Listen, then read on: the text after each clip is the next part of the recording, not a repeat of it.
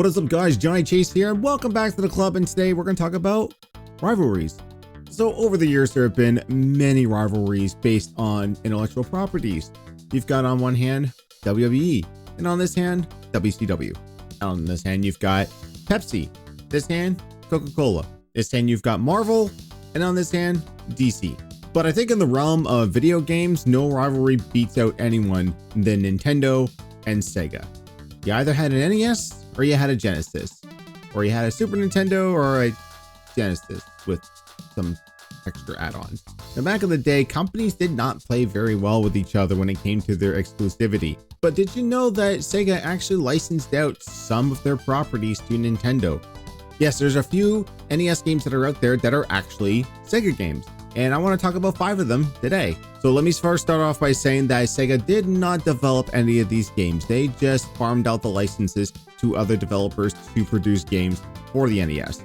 Now, you are going to see, copyright Segas on these cartridges and on these games, but again, these were developed by other developers. So if you guys enjoy this video, please leave a like down below. And if you're not already subscribed, hit that subscribe button. There's a good majority of you guys out there that are not subscribed to the channel. You guys really should. I put out videos like this almost every week, talking about various topics, mostly about ROM hacks, fan games, and mods that I think you guys would enjoy. But I wanted to give somewhat of a unique spin for this video. So if you like, again, something like this, give it a like. So let's check out the first game. The first game is Shinobi. So originated in the arcades. You play as a ninja, saving various people, going side to side. Pretty fun platformer for its time. But this one was actually ported to the NES by Tengen. We all know Tengen. They're a company that got in some bad blood with Nintendo, making unlicensed cartridges. So there are times that, if you got games like RBI Baseball and Pac-Man, sometimes you'll see them in the gray cartridge, but more often than not, you're going to find them in these weird black cartridges. And they were notorious for making these cartridges to get around the lockout chip and essentially selling them at a discount to try and, get a little bit of that pie. So Shinobi is not going to be the only Sega game from Tengen you're going to see on this list. And actually, like, spoiler alert, for the exception of one game, that's pretty much what you're going to see. So the conversion, I don't think really works out all that well. Like, the sprites are very, very small. I don't like the music choice that they had for this game. This is one that I did play growing up and not realizing that it initially was a Sega game until, one of my friends told me, and then we played the actual version in an arcade. But I gotta say, for, an NES, it's an honest attempt. And some people would swear that this is better than the Master System version of Shinobi that they put out years later. But again, proof is in the pudding. You see the footage right here. I didn't get very far in this version of the game. Obviously, hindsight 2020, I'm playing on MAME, so infinite continues on that front, so I can get a little bit farther on there. But trying to do the same tactics with the first boss in the NES versus the arcade, it's way more difficult. But yeah, this is probably one of the more well-known ones, and again, we'll get talking about the other ones there. But yeah, Shinobi, one of those properties that was originated by Sega, is on the NES. So the second one kind of has a weird history. So we're going to be talking about Afterburner. So you're flying an F-14 Tomcat, shooting down enemies. This was a killer in the arcades, and I love the cabinet for this. It's a sit down that has I don't know how to describe it. Like it basically rocks and rotates around as you play the game. This was always a joy to play, and I actually had a Tiger Electronics version of Afterburner at home. So the liquid crystal display, always going for the high score, those classic sound effects we grew up with in the 80s and 90s. This thing was a beast too. It wasn't just like a handheld, it was like a full-on joystick. It was almost like having the arcade at home, but not really. That's the one that you get at a Dollar Tree nowadays, but I love the hell out of it. Then I found out that they actually ported this to the NES, and there's a little weird conversion with this. So this originally originated on the Famicom as Afterburner 2. So what happened was that Tengen again got the game from the developers, ported it over to the NES on that black cartridge, and from what I can see, it looks like they lowered the frame rate a little bit, swapped some of the levels out, and it appears to be way different. I mean, they tried their best. Like, this is no Top Gun on the NES. I think Top Gun is probably like, if you're gonna play a jet flying game, Top Gun and Top Gun 2 is probably your best bet. But looking at Afterburner on this, like, you can tell the limitations on the NES were really apparent here. But then again, I've seen other companies, do amazing things with shooters on the NES. So I don't know, maybe it was, just the limitations at the time, didn't know what they were doing. With this one, you think it would be a little bit easier because there's unlimited missiles. Like, there's no missile counter like you have in the arcade. But this one here is just like, I don't know, it feels so off.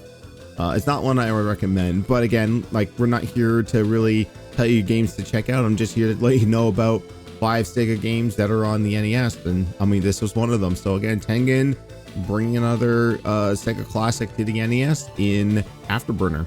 So next one, I don't have a whole lot of history with. I've never played it on the NES, and I never played it in the arcades originally. This is my first exposure to it. So in the arcades, Sega produced Alien Syndrome. So this is a top-down shooter where it, I guess, takes a lot of inspiration from Alien. So you're on a space station or a spaceship, various stages, saving civilians from aliens. You've got power-ups scattered over the place. You have a map system to go through and locate a certain amount of survivors before you can move on and fight the boss. And I gotta tell you, like, this game's actually really fun. I had a blast playing this on the arcade, and I really want to go back and do more of that. So then when I switched over to the NES, obviously you got a massive downgrade from the graphics, but they keep the core of the game pretty faithful. It gets a little tougher though, because you don't have full access to the map. So, and it does pause the action a little bit while you're trying to find out where the other survivors are and the exit. But Tengen did a really good job on this one as well, like porting it over and keeping it faithful to the arcade. Once again, graphically, it doesn't look as good as the arcade, but it actually still plays pretty well, pretty close and faithful to the original. So this might be one you want to check out if you've never played Alien Syndrome in the arcades or on NES, or you've only played one version, you might want to check the other one out. So again, from Tengen, Alien Syndrome on the NES. Next up, the last of our Tengen ports, this is Fantasy Zone. So Fantasy Zone is a shooter, or what people like to lovingly refer to them as shoot 'em ups. So shoot 'em up, but a little bit cutesy. So you're a little spaceship with feet flying around areas, defeating enemies. You have like 8 or so like little sub bosses you have to defeat before you fight the rail boss. So as you defeat enemies, you collect money that you can spend at a shop to power up your ship. So you can get a larger wing for more maneuverability. You can get an engine for faster movement. You can get, temporary weapons. You can get upgrades to your bombs. So each stage has, again, their own side bosses, and then you fight a large boss to move on to the next stage. And for the NES version, it actually stays pretty faithful. The music's the same, the levels are pretty much the same, but Fantasy Zone is one I've always liked to pick up and play. It's a quick, easy shooter to get into. And again, this was one that they ported out to a lot of different systems, but I mean, Tengen again was pretty faithful to the arcade original with this one. Obviously, graphical downgrade as always, you're going to see that a lot. But yeah, that's the last of the Tengen games. It's Fantasy Zone on the NES, originally by Sega. So the next one's kind of a cheat because technically it didn't come out on the NES. It only was released in Japan on the Famicom. And the only reason I know about it is because one night when I was going through my Super Console Pro X, we were going through some of the Famicom games, and I found this game, and it was dumbfounded to realize, hey, this is Altered Beast. Like, Altered Beast is a namestay in arcade. It was also the pack-in title for the Sega Genesis on its first launch before they decided to go with Sonic the Hedgehog. This is crazy. Like, and this also came out in 1990, right when, they were really ramping up work on the Genesis.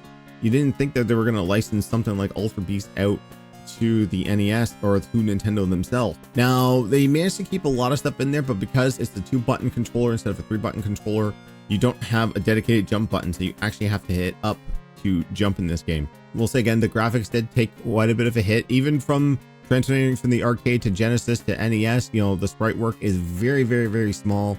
You would think for 1990 though, that 7 years into the Famicom's existence, they probably would have figured out something like this. I mean, it does play pretty well, but I will say that, playing it on the Genesis with those beefier sprites, makes it a lot easier to play through. But again, this one, if you've never checked it out, go check out Altered Beast on the Famicom. It is not registered under Altered Beast though.